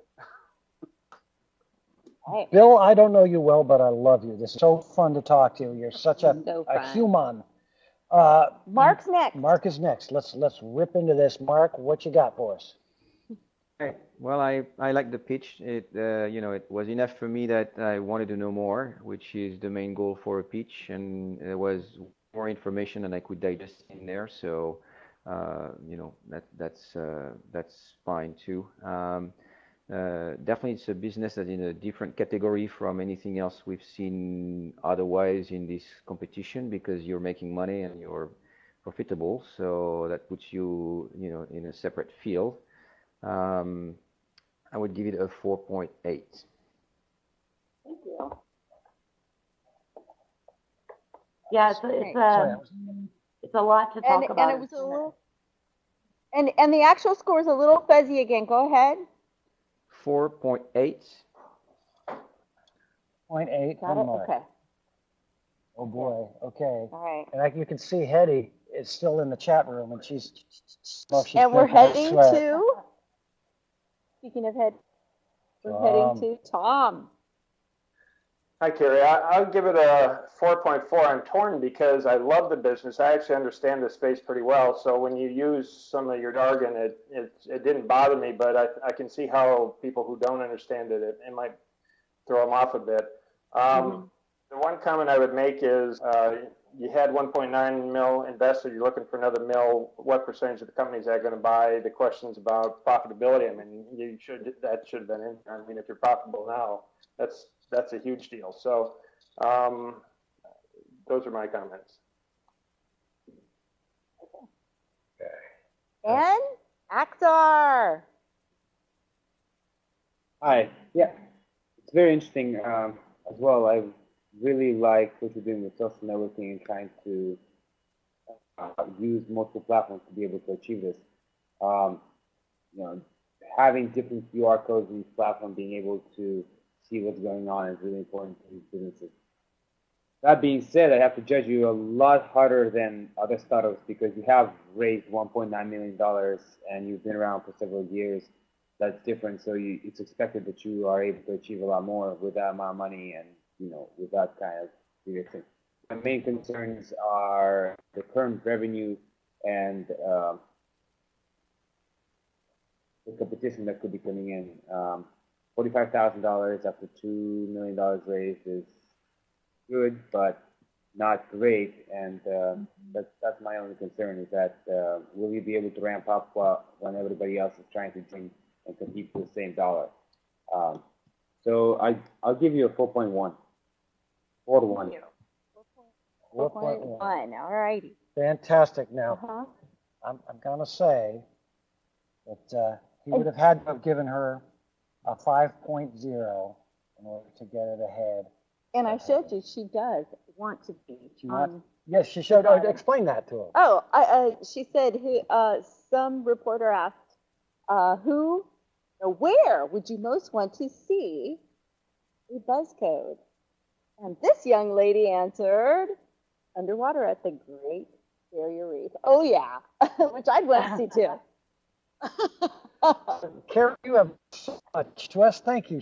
Thank you. And we do hope that you'll help hang around on the forums once those set up and bring along the other startups. And thank you. And stay in touch, and we'll see you for round 2, I hope. And now let's bring in underwater at the Great Barrier Reef. Underwater at the Great Barrier Reef. We have a special sort of a Cinderella story.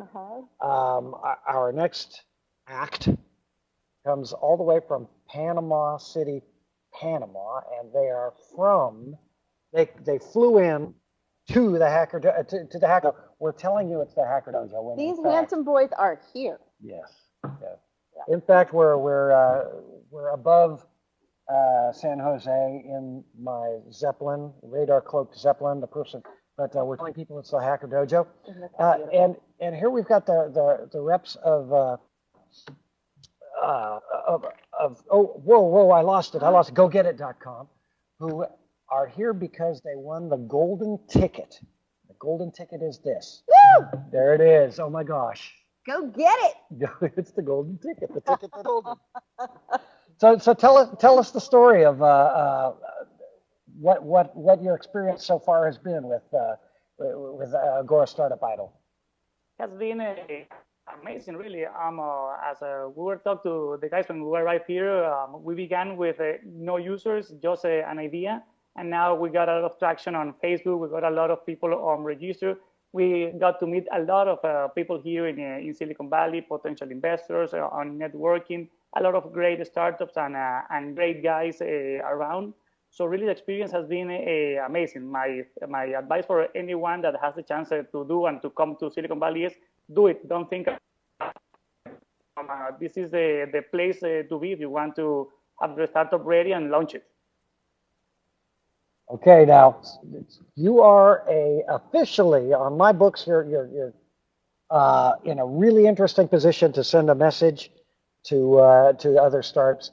You were at one point eliminated by a slight margin from one of the earlier competitions. However, because you brought so much traction back to Agora Startup Idol, that's how you got your golden ticket, and it's still possible for you to win the championship. Now we hope so. We are here. We are not done yet. This is hope for the hopeless. This is, and besides, guaranteed a great party tonight. Yeah. So let's go ahead. If you're ready, start giving your pitch. I'll start the timer, and you can go ahead and let the judges know what you're all about. Perfect. Ready? We're ready. So we began. Okay. Hi, everyone. We're proud to say that Go Get It is the only project outside of US that made it to the finals, as we were the project that got more user support. In fact, we got 10 times more votes than the second place. Many for this. Go Get It. Goal is to turn the real estate search into a sell experience. But why?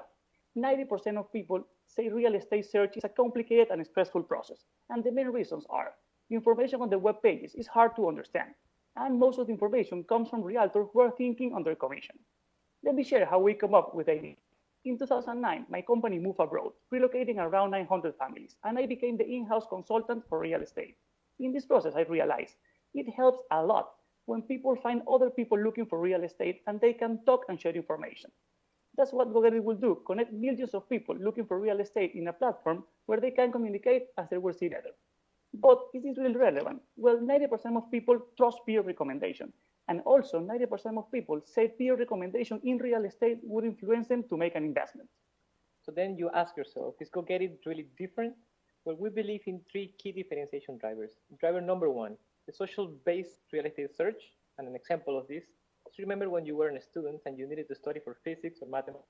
You had great books written by PhD professors. But wasn't it easier when you sat with a classmate or a peer and they explained to you for 10 minutes how the whole system works? Well, that's exactly how GoGetIt will do it for people looking for real estate.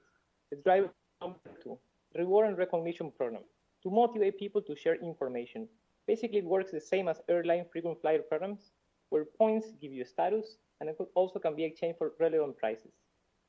Finally, driver number 3, an stop and stay concept, or local voices. Here you find all the extra information you need to make your real estate, such as how the neighborhoods are, how schools are, how nightlife around your place are. So, 10 seconds. Trust your audience. They cannot be wrong, and support GoGetIt. Wow. Well, exactly time. I was 10 seconds because I've forgotten to give you your other warning. You did it. Exactly time. Really nailed the landing on that one. Okay, that's great. Tom, you haven't gone first yet, and I am dying to see what happens now. Let's hear from Tom. Push the button, come to us, Tom. We don't have you yet. Still has it, Carolina. Thank you. There Someone you had opened the window over my button, so I couldn't push it. Okay, so you have traction now, you say. You have a lot of users. Have you any revenue? What's your revenue expectation? So far, we don't have a revenue. We're on our beta phase. We plan to be on beta phase for free for at least 3 months, so we can really get the user to use the system and get the use and get feedback on how to make it better. And then we will start making profit. Our whole idea is on a year 1 to go up to $1.5 million in income with around 35 to 40% in margin. Is that through advertising? It's through pay for placing the properties in the web page, for featuring, and also for online advertising. Okay. And how much investment are you looking for? We're looking for $200,000 in exchange of 15% of the company, and 70% of the investment would be for marketing expanding, or really going to getting more traction around the Go Get It idea. From a market development point of view, where are you targeting your entry? Is it South America? The initial market is Latin America, because right now it is a $1.2 billion market, and there are no really regional big players there. So we plan to launch in 4 to 5 countries in year 1, and then expand to the whole Latin America in year 2. The whole idea to make it is to make it scalable. Make it something really complicated is to make it user friendly, so we can move quick throughout the countries. We want to take and to be in the countries quick, as there is no competition right now. So we have free ride right now in Latin America. Thank you. All right, thank you, Tom. And who's our second pick? Oh man, it's hard to pick. I'll It's let hard you to pick. pick. Okay, I'll go for Axar. Okay. Hi guys, thanks so much for being out here. Really appreciate it. Congratulations on winning the golden ticket. That's awesome. Thanks. Thank you. Thanks to you. My main question is, how big is the real estate market in, for example, what was the first country you're gonna start in? In Panama, Mexico, and Colombia. Okay, so how big are the real estate markets in those areas? And I mean, not the whole real estate market, but the real estate listing market. Well, let me share to you this. Latin America has 6 of the 10 best cities to invest in real estate worldwide. One is in Panama, by fact. So there is a lot of things going on in Panama real estate. We just got the first Trump Tower for Latin America. The first Hard Rock Cafe Hotel for Latin America is in Panama. So it is right now a big market. What we have estimated is the market total, including properties and only property featuring and real estate advertising in Panama is around $3 million per year. But this is just a small country. This just has 3.5 million people. Imagine that in Mexico, where you have more than 100 million. Imagine in Brazil, where it's even bigger. So that's why Latin in total is $1.2 billion market. It's huge. Panama right now is the best market to start, because the country, by New York Times, it announced that it's the fastest growing country in the world. It is faster growing than China. It grew last year 10%, and it will keep on doing that, 10 to 11% this year. It is amazing how the country is growing. Okay, so can you talk about the technology side of your team? The technology side, yes. Right now, what we began with an outsourced crew of 5 developers. We have one web designer, and we have now 2 people working with us inside as a programmers in home. We have what we call a CTO. It's a guy from HP in US, so it's a really good guy in programming. And we're now hiring 2 more people, and we plan to hire some interns to help us with the day-to-day. So in total, what we have is a outsourced crew of 6 people, and we would have for this year at least 5 to 7 people working in-house. Okay, we're out of time for that. Let's move to Mark. Let's hear from you, Mark. Okay, let's hear from you, Mark. Let's hear from you. Following on the team question, actually, how long have these people been working together that are currently involved in the project? The programmers, you mean? Yeah, whoever is working on developing technology and business in general. How long has this team been together? Basically, as a team, like we have been in this project for around, thinking about the project for about two years, and doing actually the project we have been for about a year, and about 8 months we have been with these programmers and the CTO working together, just gathering the idea, getting the feedback from our realtors. It's a huge thing that we have done. We have created many surveys throughout the whole country and throughout other countries to gather the really truth idea of what people want. And so to answer your question, we have been working for around 8 months as a team together. Can you describe how you plan to scale from one country to the other? What, sorry? Describe how you plan to scale from one country to the other. Oh yeah, for sure. Right now we're already talking with partners in the key countries in Chile, in Mexico, in Colombia, which are big countries for real estate, and in Venezuela. I have contacts with real estate people in most of the countries there. So we're talking to get some partnerships to have some local people working there, but we will have the main source all in Panama. The programs will be in Panama, the headquarters will be in Panama. We will have maybe local a small office with 2 to 3 people maximum. And the marketing campaigns in Panama, we are doing the marketing campaigns in a way that we will promote people that will invest in Panama.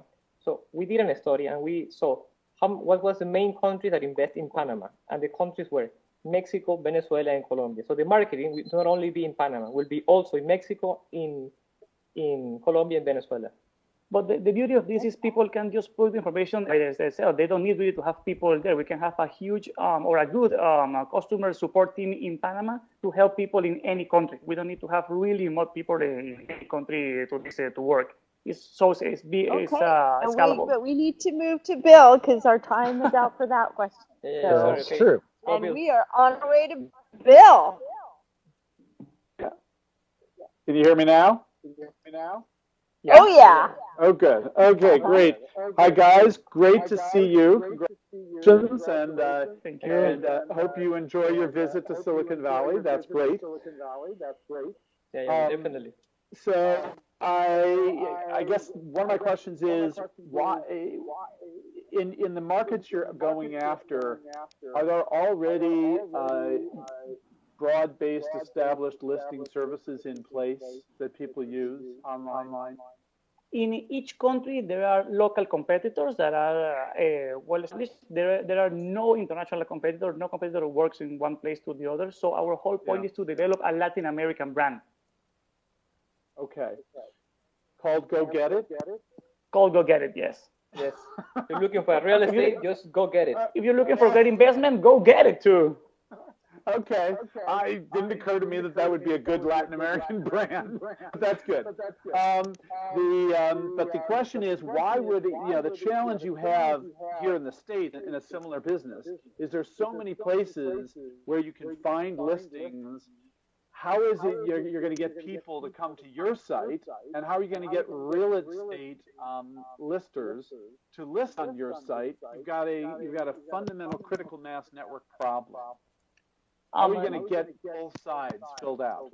Yes, let me give a bit of background on me. I have almost 10 years of experience as a marketing guy. I have expertise in product launches and brand strategy. So I do know how to make marketing on the product. So we're looking to do hardcore marketing behind Go Get It. That is very different of what many brands do in Latin America. We will focus on mass marketing to get the traction of the users, but on direct marketing and social network and really direct meetings with realtors to get the traction of the key realtors in each of the countries. Once you get the big players in real estate, it's a snowball, a positive snowball of people coming to your site. And what basically happened to other web pages is that if you look at any web page, the complication is not accurate. The web page are loaded of many information that cannot be translated easily. And our whole purpose of Go Get It is to make it a minimalistic way of creating a web page. It's really sociable, friendly user with the minimum things you need to make great impact into your search. That's the whole point. We're out of time. That is it, Bill. Sorry. Okay. It is time Well, for thank the you for the interest, Bill. This is it. Come on, guys. Scores and feedback. And who was first today? Come on, guys. On this Go one, get it. It is Tom. Go Tom. We get to hear from Tom. So I like your enthusiasm, and I think you're onto a definite market opportunity. I think there are unmet needs in the real estate business.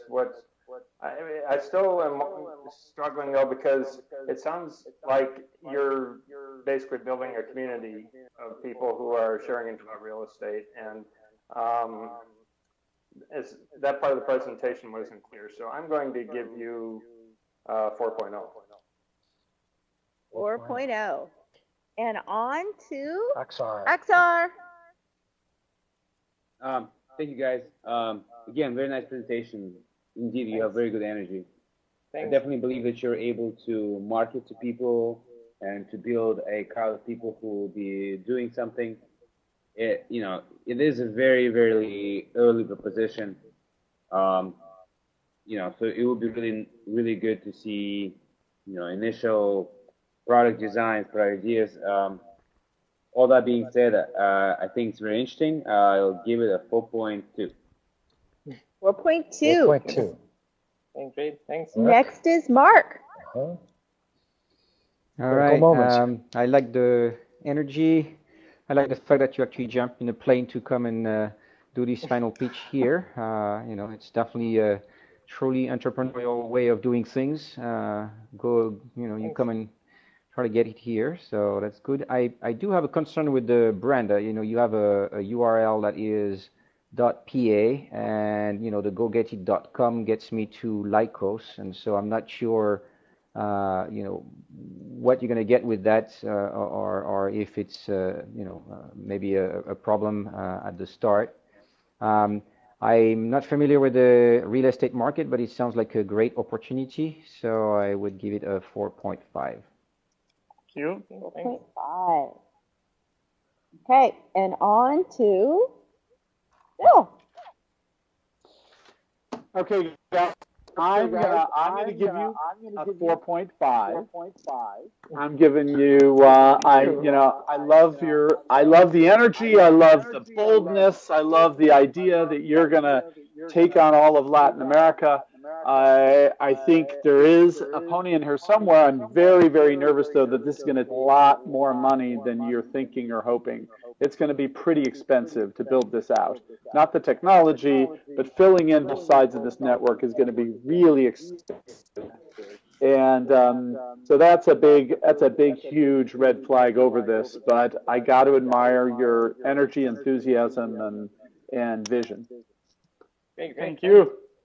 No kidding. Thank you, Bill. And you guys. Thank you, brothers Oscar and Alberto. Those of you. Abrazos. Thank you. And we're going to party tonight. Yeah. Those of you who have been adding scores up will know that the first score, yeah. Correct. So, and you want to announce the grand champion, Cindy? Well, are we going to announce that now, or are we going to ask the judges their opinions first about us? Oh yeah. Well, you know what? I'm not really that interested in the opinions about me, so I'll go do an errand. Well, I would like to hear what the judges think of Startup Idol itself. So, can we begin with? Let's see. How about you, Mark? I would like to hear your feedback on us and the process of starting. Well, I have to congratulate you for pioneering this format for startup pitches. It's definitely a challenge on the technology side. We've seen how not easy it is to make it work as smoothly as possible.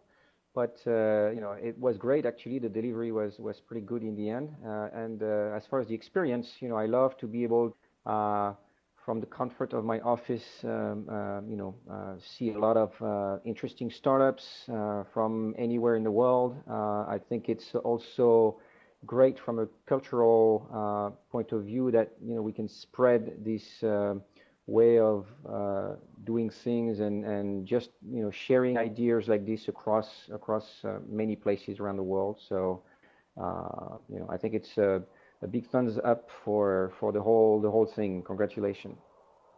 Oh, thank you, Mark. And Bill, can we hear from you? Sure, guys. Well, I am delighted and honored that I had the opportunity to participate. Thank you very much for inviting me. I love the idea. I love the idea of casting the net globally to get entrepreneurs the opportunity to participate in this. It's almost, it's almost disappointing that 4 of the 5 presentations were made physically from the Silicon Valley area, from the Bay Area. Although one of them flew in for the opportunity. But I think it's a great start, and I think the model makes a ton of sense. It's always challenging in terms of the technology and the coordination, and I really, really appreciate your good humor and positive energy through the whole process. I think that was very good. So congratulations, guys, on a great process. Thank you so I just much. realized something hilarious. Yeah. My microphone was on while I was doing my errand. Wondering what that lovely sound was. And so we go on to Tom. Yeah, hi. Being a fan of Star Trek, it's impressive to see somebody go where no one has gone before. And I think that the real proof of this is whether it's benefited the startups that have participated, and the feedback that I've been hearing is that has absolutely been the case. And I think just for that, it's been a really wonderful opportunity to give something to the community.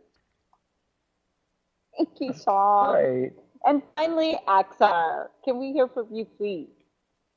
Definitely, it's a very good experience. I think that this show has a lot of potential, and even the first season has been very, very interesting and exciting. Seems like a lot of startups have gotten something out of it, and I've definitely gotten something out of it as a judge. I hope that next season a lot of judges come back, and we're definitely going to have a much bigger pool of competition and probably a lot more intensive rounds. So I think you guys are doing great. I think you guys keep doing what you're doing, and keep making it better. Well, thank and I'm you. getting ready. You're getting ready? That's the drum roll.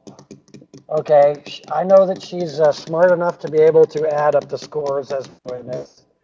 This is the big moment. Our big winner for this season, for the first season of Startup Idol, goes to my tab, Hetty Kundal. Woo! There she is. Is she on the screen? Yes. Good. It's like winning the Eurovision Song Contest. Best wishes. Awesome job. How do you feel? You want to give a speech? Yeah, I feel like it's like in England when you win the Eurovision Song Contest. I feel like it's like such a really big thing. It's amazing. It's good for the ego. It's good for your adrenaline. It's good for business. It's good for credentials. We're on a really good streak, and we're doing something so unique, and people really like what we're doing. And they say, "Well, can't believe that it wasn't invented before. It's such a simple thing." Then to be acknowledged for it and such great scores, yeah, it's like it's brilliant. Brilliant. Brilliant. Thanks. Brilliant. Well, we appreciate it. We're going to stay in touch with you, and we'll make sure that you get this. And please. It's like a century. We've been reading it. It's a century. It's a cricket term. Century. We're reading P.G. Woodhouse. It's been going on since 2009, and we finally won. It's brilliant. All right, well, stick around, folks. We're going to be back at 3:45 for the wrap-up show. And are we going to try to fly Hetty in for this, or are we going to be able to do this? Maybe we can. Hetty will fly in from San Francisco. And we're going to have an interview with... No. We're going to bring the Alvarez brothers in here to interview them. And we'll talk about next season and some possible international expansion of the Startup Idol franchise. Ooh, and that's in about 20 minutes. And from my heart, I want to say to everybody who's been watching, thank you very, very much. And keep it started up and do not idle. About 10 minutes. Get back here. And we will announce the People's Choice Awards. People's Choice coming up. All right. Thank you, folks. Yay! Yay, crew!